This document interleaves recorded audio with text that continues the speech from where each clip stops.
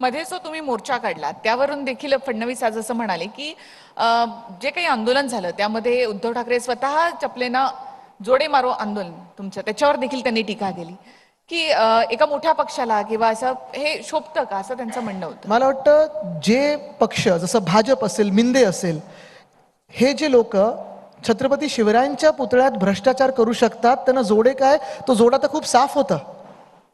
महाराजांच्या पुतळ्यात तुम्ही भ्रष्टाचार केला आणि तो पुतळा पडला, जोडे हे फार कमी आहेत त्याच्यासाठी. आम्ही काही मारू तुम्हाला, कारण तुम्ही एवढा अपमान आमच्या दैवताचा करू कसं शकता, एवढा निर्लज्जपणा कसा करू शकता की त्या पुतळ्यातून तुम्ही पैसे खाता. आणि तुम्ही बघा, हेलिकॉप्टर्स जे जे आले तिथे हेलिपॅड बनवले गेले, मग ते पंतप्रधान महोदयांसाठी असेल, मिंदेंसाठी असेल किंवा फडणवीस साहेबांसाठी असेल, हेलिपॅडवर पुतळ्यापेक्षा जास्ती खर्च झालाय. आणि मग हा दुजाभाव कशाला की Statue of Unity, Sardar Vallabhbhai पटेलांचा स्टॅच्यू तुम्ही कितीतरी तो फुटाचा केलेला आहे, तो एवढे वर्ष टिकतो, पण आमच्या महाराजांचा पुतळा तुम्ही नीट करू शकत नाही. हा गुजरात आणि महाराष्ट्रामध्ये दुजाभाव कशाला करता तुम्ही? स्टॅच्यू ऑफ लिबर्टी 138 वर्ष अजून टिकलेला आहे, बर्फ तिथे पडतो, वादळ येतात, सगळं काही होतं, आणि इथे मुख्यमंत्री निर्लज्जपणे सांगतात 45च्या स्पीडनी वारा वाहत होता. हा कुठचा निर्लज्जपणा? आणि म्हणून जोडे तर फार कमी पडले त्याच्यात. भ्रष्टाचाराचा आरोप तुमचा नेमका कोणावर आहे? म्हणजे महायुतीमध्ये 3 पक्ष आहेत. हा त्यांनी ठरवा, कारण क्रेडिटवर सगळीकडे चालू असतं त्यांचं. लाडकी बहीणवर मी येते आता. लाडकी बहीण योजनेवरून सध्या महायुतीमध्ये जे काही सुरू आहे, वॉर सुरू आहे, त्यावर कसं पाहता तुम्ही? आता पाहायचं म्हणजे कसं पाहिजे तिघांकडे? काय आहे की, परत मी तुम्हाला सांगतो, हे सगळे जे चालू आहे, लाडकी बहीण त्यांना आज आठवली आहे निवडणुकीच्या तोंडावर. आज आपण पाहतोय शेतकरी हैराण आहेत, त्रस्त आहेत. कालच आम्ही परवाकडे मराठवाड्यात जाऊन आलो. राष्ट्रपती महोदया स्वतः तिथे होत्या. त्यानंतर ह्यांना वेळ मिळाली तिथे फिरायला. 2-4 शेतांमध्ये गेलं, तोंड दाखवले, बाकी निघून गेले, काही मदत गेली नाही. 2 वर्ष कुठेही मदत देऊ शकले नाहीयेत शेतकरी बांधवांना. का? तर ह्यांना मदत करायचीच नाही कोणाची. तसंच जर पाहायला गेलं तर लाडकी बहीण, तुम्ही बघा, 2014ला जे लोक 15 लाखाबद्दल बोलत होते, ते 24 मध्ये 1500 वर आलेत.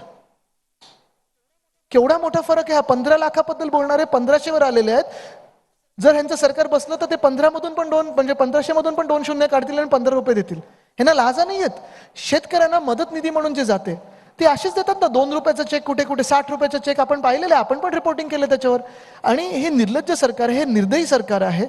आमचं सरकार आल्यानंतर कुठेही क्रेडिटवर न करता वाढीव तर आम्ही देऊच, पण लाडकी बहीण सोबत सुरक्षित बहीण देखील देऊ.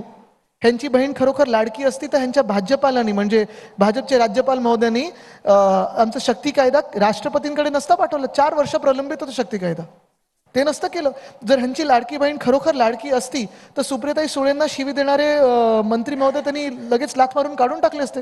दुसरे एक आहेत ज्यांच्यावर आरोप झालेत, आमच्या मंत्रिमंडळातून आम्ही त्यांना काढलं होतं, पण आरोप सिद्ध किंवा खारिज व्हायच्या आधीच त्यांना परत मंत्री महोदय करून टाकलेलं आहे, कॅबिनेट मंत्री केलेलं आहे. हे लाडकी बहीणची चिन्ह आहेत का?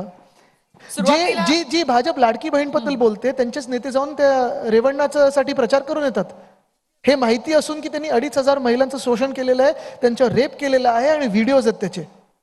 हेच भाजप आहे जी बिल्किस बानोचं रेप झालेलं त्या बलात्कारांना जेलमधून बाहेर काढतात आणि प्रचारात फिरवतात. ह्यांची लाडकी बहीण कधी होऊ शकते का?